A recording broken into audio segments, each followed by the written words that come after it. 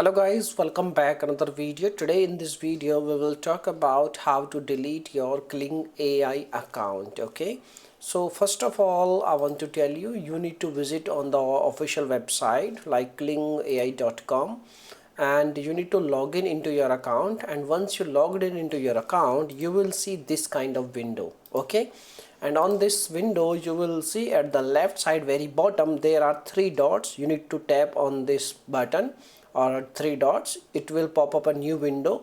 You need to select profile setting, and after that you need to select delete account option, and once you tap on delete account option you will see this kind of new window. On this window you need to provide your email address, which is your registered email address. You will see your email, register email on this window. Also you can simply type your email and you need to tap the send button. They will send you a code. You need to enter the code, and after that you can delete your Kling AI account. So these are the methods. Now if you have any other issue you can make a comment. I will reply you very soon, and thanks for watching this video. Bye bye, take care.